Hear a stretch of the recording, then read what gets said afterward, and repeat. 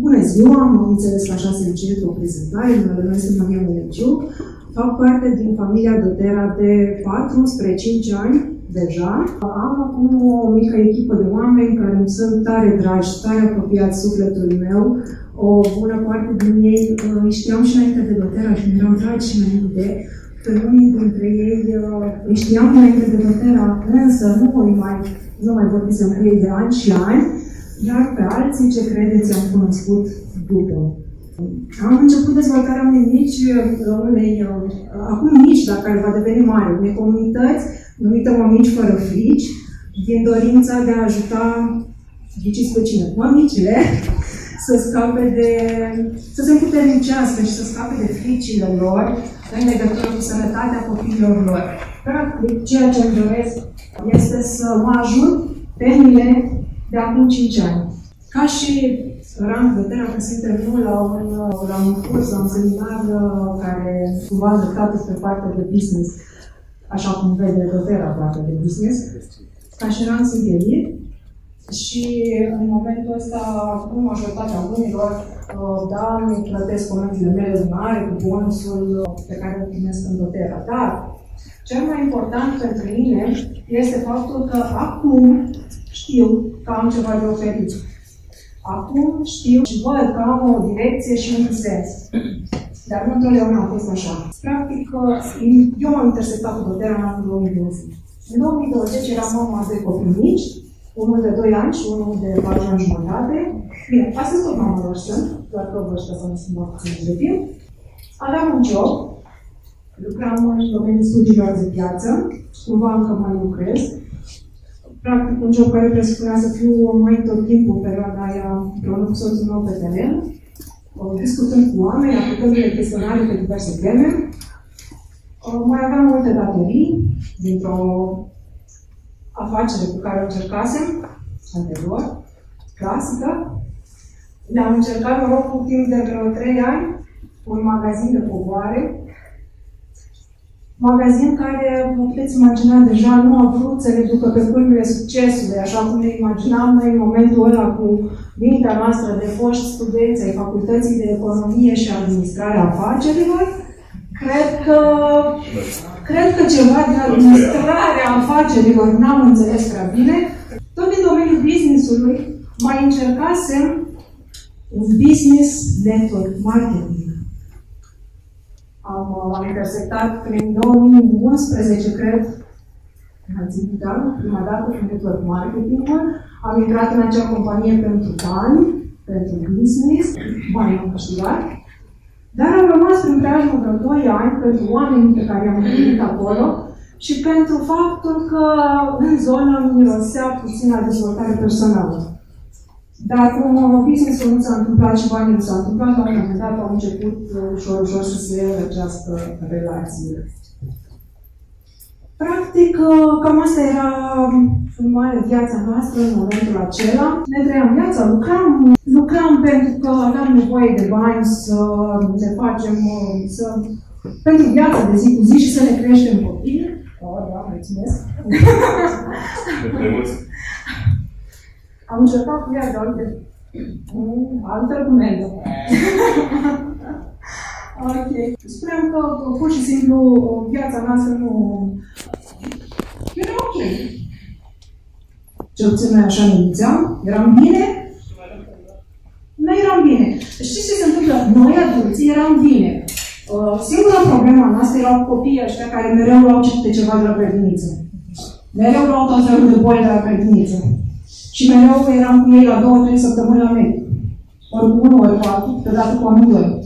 Și am ținut așa o bună bucată de timp, până când într-o zi, în fața dulapului meu cu medicamente, am avut o revelație. Și mi-am spus, eu cred că totuși nu e ok cu atâtea medicamente și antibiotice la copii așa mici. Am zis facultatea de economie, se deșteaptă. Și tot atunci m-am gândit că eu cred că ar fi cazul să caut niște tratamente mai naturale pentru copiii mei. Și tot atunci mi-am amintit că în urmă cu un an cineva îmi vorbise despre ceva, niște uleiuri esențiale. Cred că așa le spuneam, nu știam ce era. Fusese prima dată când am auzit de termenul ăsta. Nu mi-aminteam cum se numea, nu mi-aminteam, dar mi-a spus ceva. Am aflat numele companiei între timp. Despre doTERRA era vorba, dar eu n-am reținut din prima numele.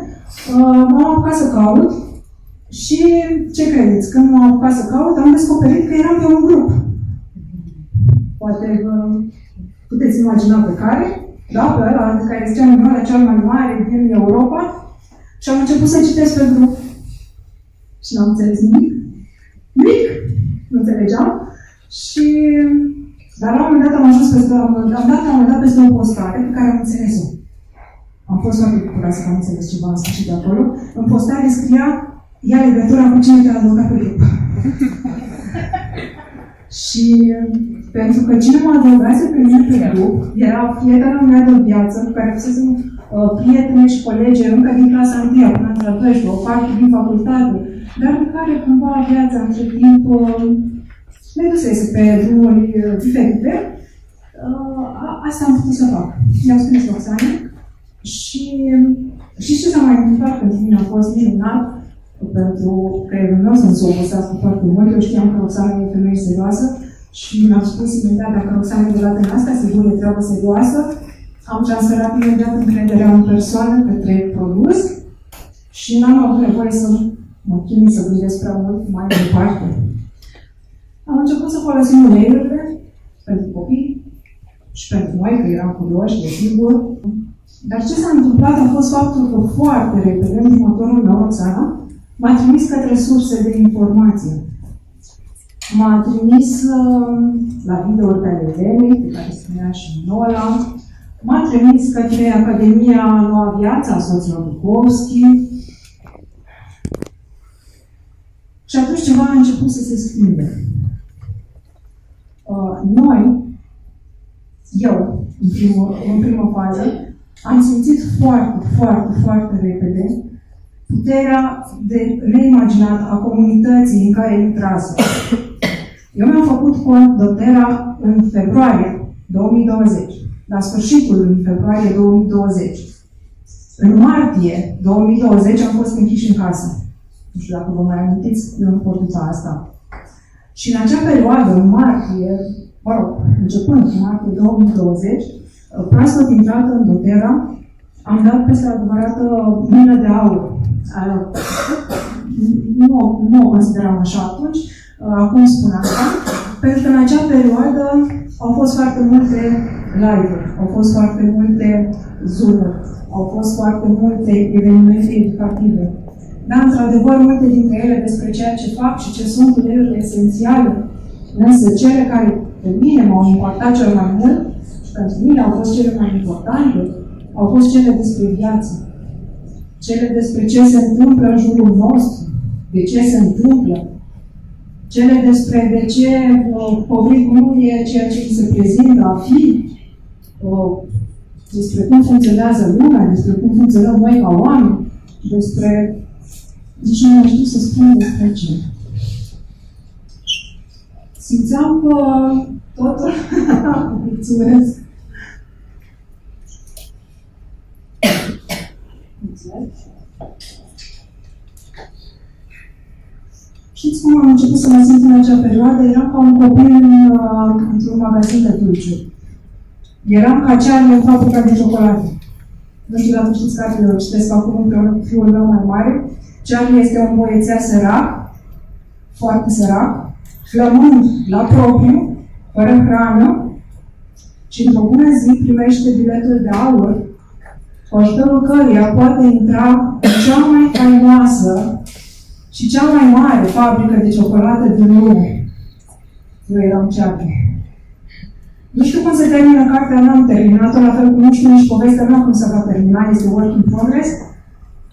Cert este că în acea perioadă jobul nostru a fost înghețat pentru mai multe luni la rând. Aproape un an de zile, nici eu, nici soțul meu nu am avut de lucru. Economiile s-au terminat. Cu toate astea, la ei deja erau mulți oameni. Și o să vă spuneți că o să vă gândiți poate că ne-am deșteptat. Nu. Încă nu. Chiar cu toate transformările astea pe care le vedeam la noi și cu faptul că eram conștienți că dacă Dotera, prin oameni minunați, în echipă, prin toată comunitatea asta, ne-a permis să trăim altfel decât toată lumea asta, toată perioada asta, ne-a permis să roază și teroare prin care au trecut atâția oameni, încă nu vedeam mai departe de vârful nasului. Încă nu înțelegeam că putem ajuta mai mult decât pe noi. Eram mulțumiți cu ceea ce obținusem. Da, am început ușor să dăm informații jurul nostru, în special familiei și celor apropiați. Am început să le povestim câte ceva și din experiențele noastre dureroase. Nu știu dacă și vouă s-a întâmplat așa, dar mulți nu au crezut în ele. Așa credem că trebuie să credem în ele ca să funcționeze. La fel cum mulți au crezut că e o tâmpenie să stai cu nasul și fără acoperită și să te miri că nu se oxigenează creierul și pulmonii. Dar acum n-am insistat să-i convingem pentru că eu nu făceam afaceri cu ei. Eu știam că Dotera este pentru marketing, nu a fost asta o piedică pentru mine, însă eu celor apropiați să le povestesc cum îi pot ajuta să se îmbogățească, nu mai vreau să fac încă o dată, le spus să-i sunt deja cu ani în urmă, era ok, știam că îi pot ajuta. Și așa am avut nevoie de 4 ani, de băut uleiuri, până când, într-o bună zi, cu ajutorul sorei, chiar singură, ea și-a făcut cont odată cu mine, tot atunci în februarie, și ea cu 2 copii cu mulți febre. Fix la fel, mi-am dat seama, am avut așa o nouă revelație de aia de economist deștept, că este de-a dreptul total egoist din partea mea, ca atâția ani să iau, să consum tot timpul, toată energia, toate informațiile care mi-au fost puse la dispoziție de atâția oameni care își dedică viața, mare parte din viața lor să facă live-uri, Zoom-uri, webinarii, seminarii, materiale de tot felul și în realitate să nu le dau mai departe, să le blochez la a mă ajuta pe mine și atât. Și momentul ăsta a fost abia anul ăsta, când am hotărât că e cazul să ne ocupăm serios de a începe să întoarcem în lume tot ceea ce am primit de-a lungul atâțor ani. Motivul pentru care am vrut astăzi să fiu aici să vă vorbesc este practic pentru a vă adresa un îndemn, dacă și vouă ceva, orice, v-a adus Dotera valoros în viața voastră, fie pur și simplu prin produsele sale, prin uleiurile pe care poate le folosiți și vă ajută în sănătate, prin informații, prin comunitate, prin orice, nu așteptați atâția ani ca mine până să le dați mai departe.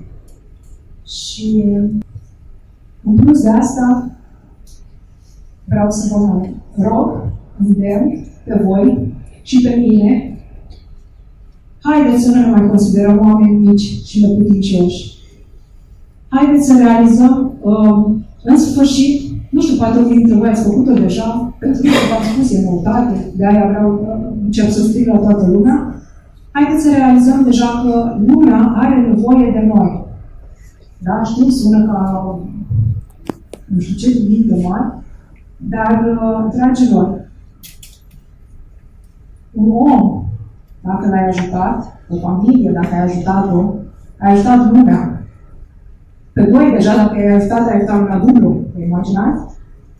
Pentru că lumea, dragilor, e formată din om cu om, comunitate cu comunitate. Practic, doar în cercul nostru de prieteni și de cunoștințe, dacă ajutăm și aducem un bine, se punctează la a ajuta lumea. Dragilor, eu am căutat în Dotera tratamente pentru muci și duse, dar am găsit cu totul altceva. Am găsit un tratament extraordinar pentru suflet. Ceea ce vă doresc și vouă. Vă doresc o zi minunată în continuare și vă mulțumesc tare mult pentru faptul că ați ales astăzi să fiți aici.